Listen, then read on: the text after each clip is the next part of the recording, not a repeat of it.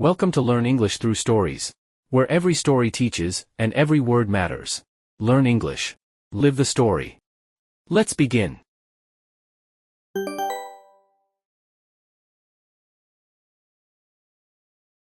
They always called me Miss Perfect. Straight A's, first to finish, first to win, first to smile. It sounded like a compliment, and for a long time I believed it was. But what they didn't see was the cost. I didn't wake up one day and decide to be perfect. It started slowly, maybe in second grade.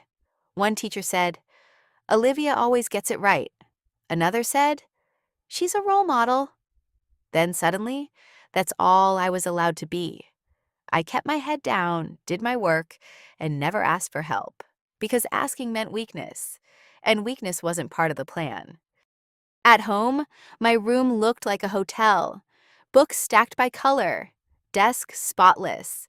I used to love drawing, but I had no time for that anymore.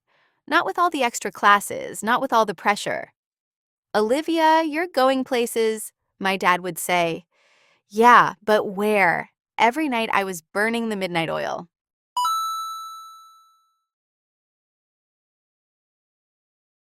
Chemistry flashcards, English essays, math puzzles, even when I was tired, even when I felt under the weather.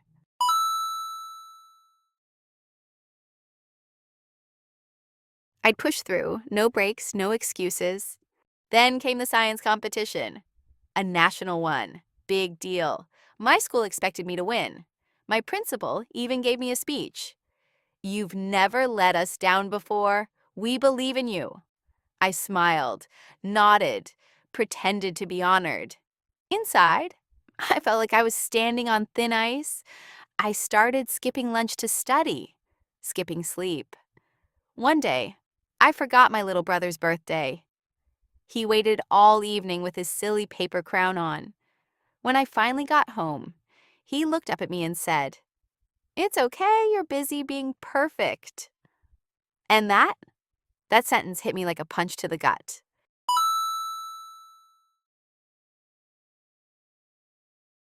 I thought I could handle it all.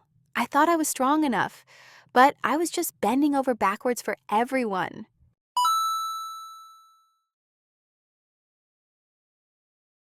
And somewhere along the way, I forgot who I was.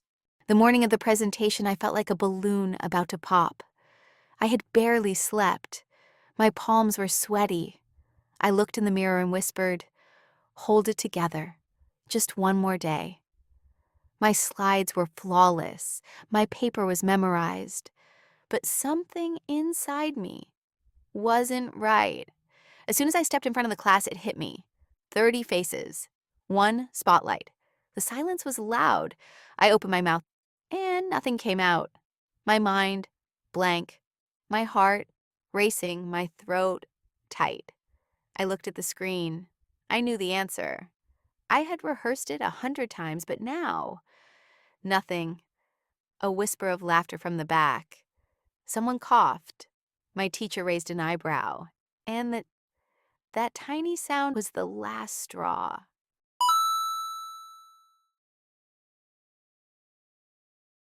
Suddenly, tears. Not quiet, graceful ones. Real, unstoppable sobs. Right there, in front of everyone. I dropped my papers. My knees shook. I heard someone say, "Is she okay?" I wasn't. Not even close. At that moment, I hit rock bottom.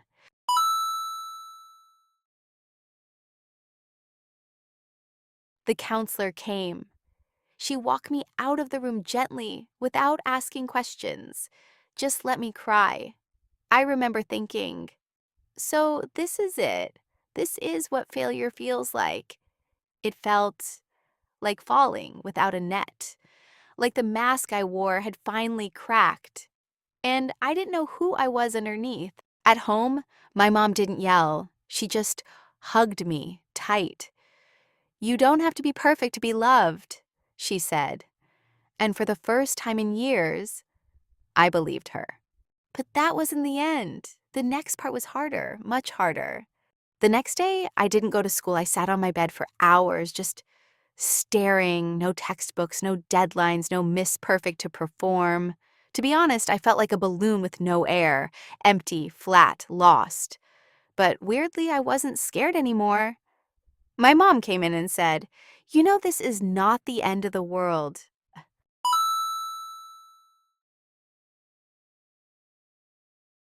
She handed me a bowl of soup, sat beside me, and added, "Even stars need to rest." That afternoon, my teacher called. I expected disappointment, blame, pressure, but all she said was, "Olivia, what happened yesterday doesn't define you. You've been under too much pressure. You're allowed to pause."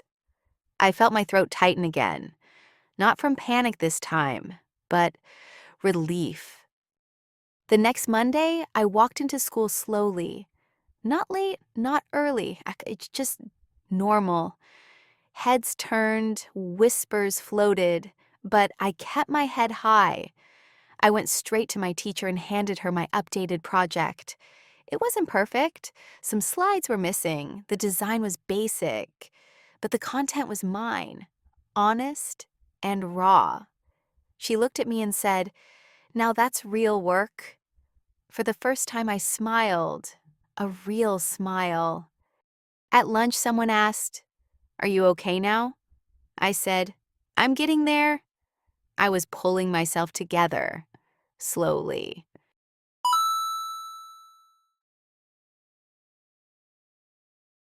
And it felt good, not fast, not easy, but real. Later that week, something strange happened. I saw a girl in the hallway, a younger student carrying a mountain of books. She looked exactly like I used to. Eyes tired, shoulders tight. I walked up, smiled, and helped her carry them. She blinked. "You're Olivia, right?" I nodded. She said, "I thought you were, like, perfect." I laughed. "Not anymore, and that's probably a blessing in disguise."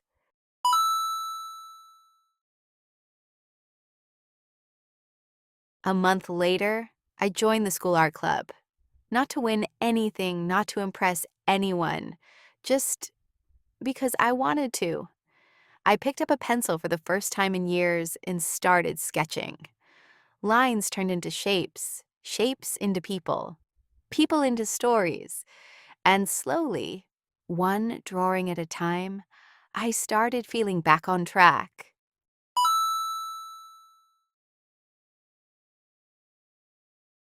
At school, I stopped racing to be first. Sometimes I raised my hand, sometimes I didn't. Sometimes I got things right, sometimes I didn't. And guess what?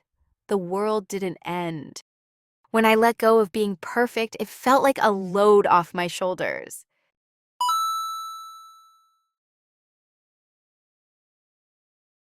People still respected me, not because I was flawless, but because I was finally real. I still study hard. I still dream big. But now I sleep. I laugh. I take walks. I breathe. I'm not perfect, but I'm whole. And honestly, that's enough. Key idioms you learned.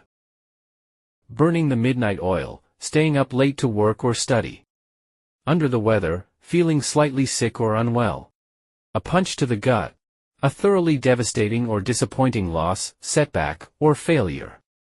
Bending over backwards, trying very hard to help or impress. The last straw, final small problem that causes a breakdown. Hit rock bottom, reaching the lowest emotional point. Not the end of the world, not as bad as it seems. Pull yourself together, regain control of emotions. Blessing in disguise.